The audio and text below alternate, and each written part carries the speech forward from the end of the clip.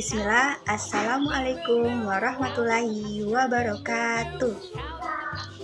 Salam sehat, salam olahraga. Baik, perkenalkan nama saya Julianti dengan NIM 1901010411, Prodi Pendidikan Guru Madrasah Ibtidaiyah, Fakultas Tarbiyah dan Ilmu Keguruan, Institut Agama Islam Negeri Kendari. Pada kesempatan kali ini, saya akan membahas dua pokok pembahasan, yaitu yang pertama, mengenai silabus di kelas 5 SD, di mana pada silabus ini yang akan saya bahas yaitu yang pertama, kompetensi inti, kompetensi dasar, dan materi-materi apa saja yang ada di kelas 5 SD. Dan yang kedua, saya akan mempraktikkan langsung bagaimana mengajar PJOK di kelas 5 SD dengan memilih salah satu materi PJOK yang ada di kelas 5 SD. Oke, langsung saja teman-teman sekalian, mari kita saksikan. Cekidot. Nah, teman-teman sekalian, di sini sudah ada saya cantumkan silabus SD atau MI pada kurikulum 2013 PJOK di kelas 5 semester pertama atau semester 1. Nah, adapun kompetensi inti yang ada di silabus PJOK kelas 5 semester 1 ini ada 4.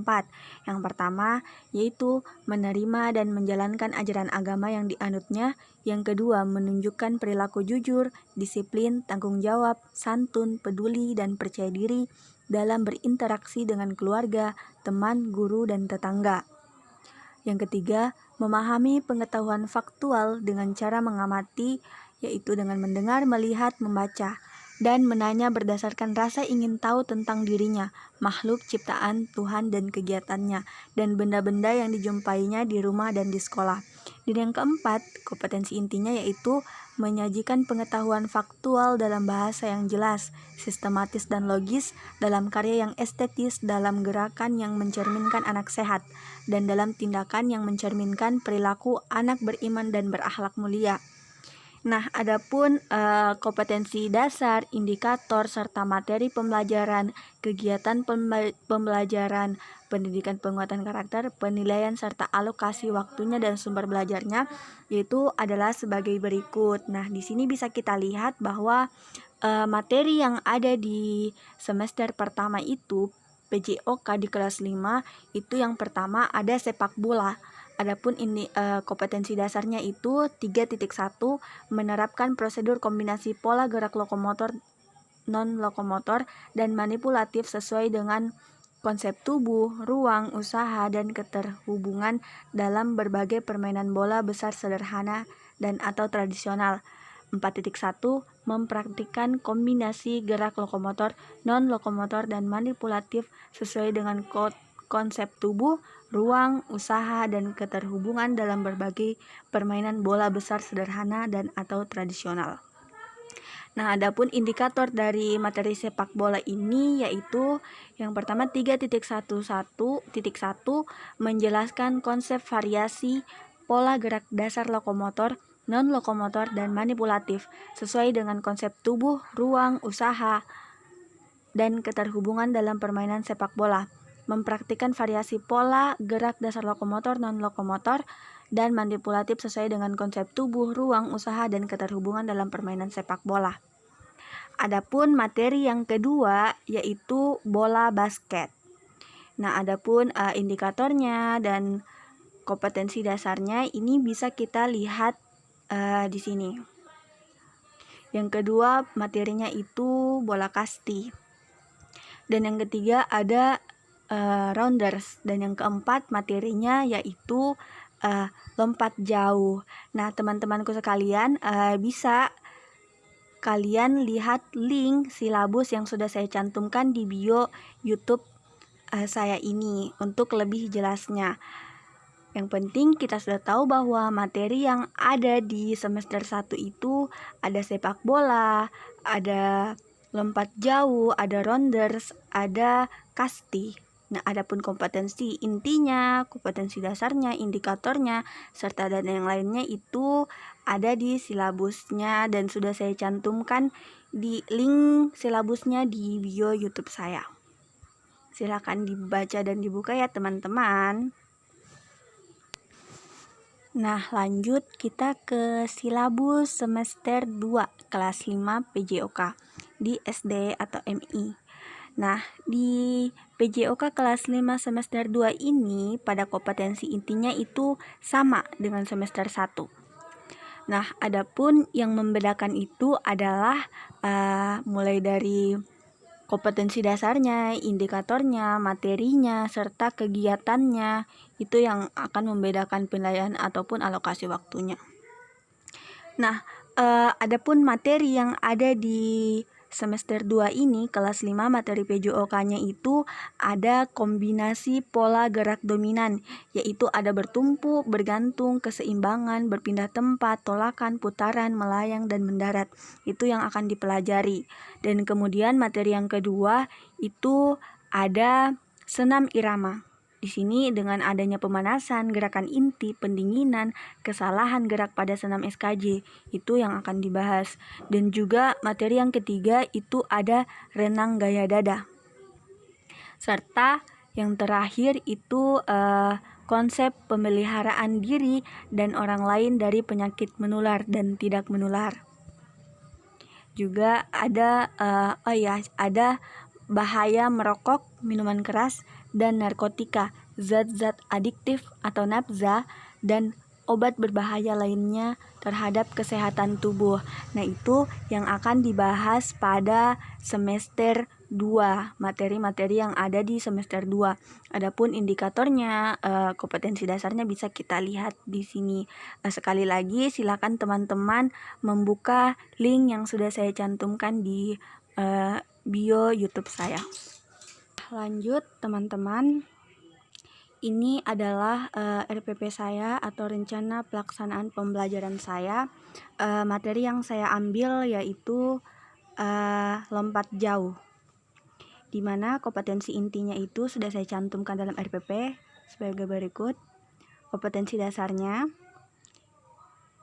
3.3 menerapkan prosedur kombinasi pola gerak dasar jalan, lari, lompat, dan lempar melalui permainan atau olahraga yang dimodifikasi dan atau olahraga tradisional. 4.3 mempraktikkan kombinasi gerak dasar jalan, lari, lompat, dan lempar jauh, permainan atau olahraga yang dimodifikasi dan atau olahraga tradisional.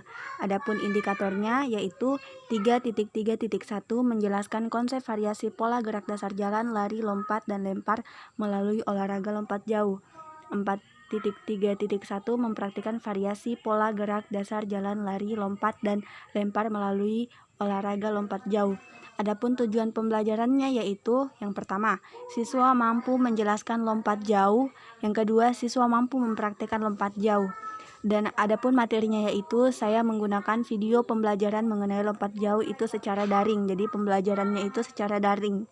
Adapun pendekatan pembelajaran yaitu yang pertama pendekatan saintifik, metodenya itu ceramah, penugasan, eksplorasi, dan demonstrasi. Adapun langkah-langkah kegiatan pembelajaran pendahuluan yaitu yang pertama, siswa memulai kegiatan dengan berdoa, guru mengecek kehadiran siswa, guru melakukan ice breaking dengan menggunakan tepuk semangat dan tepuk siap belajar, guru melakukan apresiasi dengan tanya jawab tentang pengalaman masing-masing siswa atau materi yang sudah mereka pelajari minggu lalu. Itu apersepsi. Dan yang kelima, guru menyampaikan tujuan pembelajaran. Ini merupakan pendahuluan dengan alokasi waktu 10 menit.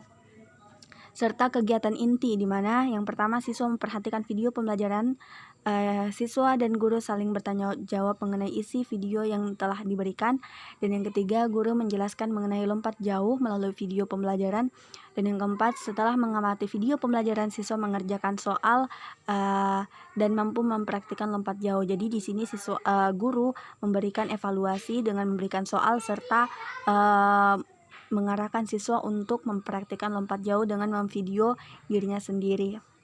Kemudian kegiatan penutupnya yaitu guru dan siswa membuat kesimpulan kegiatan hari ini. Jadi apa yang mereka sudah pelajari dalam video tersebut, guru berharap siswa bisa menyimpulkannya, dan guru di akhir pembelajaran menyampaikan topik pembelajaran di pertemuan berikutnya. Adapun media, alat, dan sumber belajar itu video pembelajaran, penilaiannya itu sikapnya dengan observasi, pengetahuannya dengan tes, serta keterampilannya itu dengan unjuk kerja. Nah, teman-teman, itulah sekilas dari pembahasan mengenai silabus PJOK kelas 5 SD dan juga RPP yang telah saya buat. Nah, kemudian selanjutnya saya akan mempraktikkan langsung bagaimana proses pembelajaran melalui daring, melalui video pembelajaran mengenai PJOK di kelas 5 SD dengan fokus pembahasan yaitu lompat jauh. Mari kita saksikan. Assalamualaikum warahmatullahi wabarakatuh. Apa kabarnya anak soleh dan soleha? Sehat? Alhamdulillah. Salam sehat, salam olahraga. Nah, bertemu lagi dengan saya, Bu Juli. Nah, pada kesempatan kali ini kita akan belajar mengenai PJOK.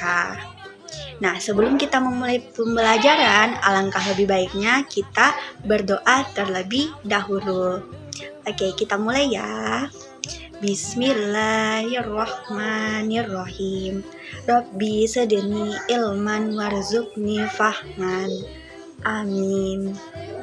Nah, selanjutnya Ibu akan mengecek kehadiran kalian. Nah, bagi yang hadir dan bukti bahwa menonton video ini, silakan kalian tulis nama kalian di bawah kolom komentar dan juga nomor absennya kalian. Oke? Nah, sekarang Ibu mau tes semangatnya. Apakah masih semangat? Nah, masih ingat dengan tepuk semangat dan tepuk siap belajar? Ya, kita mulai ya dengan tepuk semangat. Tepuk semangat. Semangat. Oke. Nah, selanjutnya masih ingat dengan tepuk siap belajar? Masih dong. Ya udah, kita tepuk siap belajar ya. Tepuk jari 1 tut, tepuk jari 2 wawa, tepuk jari 3 gaga, tepuk jari 4 pat, tepuk jari 5. Bertepuk semua, duduk yang rapi, mari kita belajar. Nah, anak-anakku yang soleh dan soleha, masih ingat pembelajaran kita minggu lalu? Iya, betul sekali. Kemarin kita sudah belajar mengenai bola kasti. Nah, pada kesempatan kali ini kita akan belajar mengenai, ada yang tahu? Iya, betul sekali. Lompat jauh. Nah, adapun tujuan pembelajaran pada hari ini yaitu yang pertama, anak-anakku sekalian mampu menjelaskan apa itu lompat jauh dan anak-anak yang sekalian mampu mempraktikkan bagaimana itu lompat jauh. Nah, seperti yang kita ketahui bahwa lompat jauh itu adalah salah satu cabang dari olahraga atletik. Nah, pada kesempatan kali ini anak-anakku sekalian silakan menyimak video berikut. Cekidot. Nah, jadi lompat jauh itu adalah suatu bentuk gerakan melompat, mengangkat kaki ke atas, ke depan dalam upaya membawa titik berat badan selama mungkin di udara yang dilakukan dengan cepat, dengan jalan melakukan tolakan pada satu kaki untuk mencapai jarak sejauh-jauhnya. Nah, jadi di lompat jauh itu yang pertama kita siapkan garis batas awal lompatan. Dan yang kedua kita mengambil ancang-ancang di garis start. Kemudian kita berlari menuju garis batas atau garis lompatan dan melompat sejauh mungkin. Nah, ini adalah salah satu contoh lompat jauh. Nah, jadi di tahap lompat jauh itu kita ketahui ada 4 tahap. Yang pertama disebut dengan awalan, yang kedua tolakan, yang ketiga melayang di udara, dan yang keempat itu adalah mendarat. Seperti contoh di video berikut.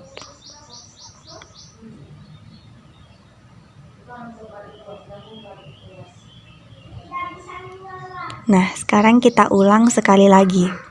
Ini adalah tahap awalan, mengambil ancang-ancang,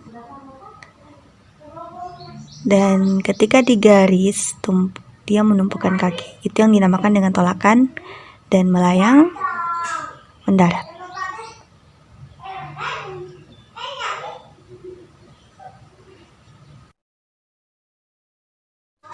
Nah, jadi perlu kita perhatikan saat tolakan itu menggunakan satu kaki dan saat mendarat itu menggunakan dua kaki.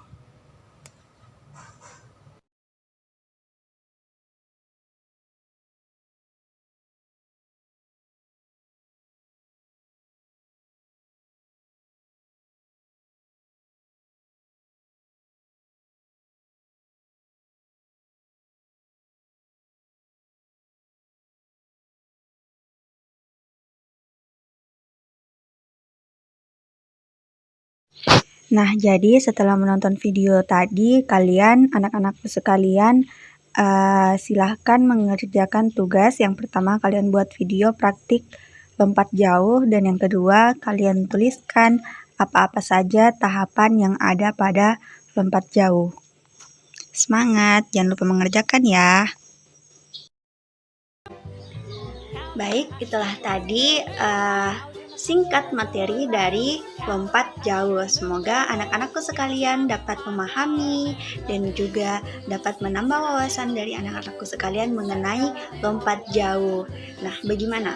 Apakah ada yang dapat menyimpulkan pembelajaran kita hari ini?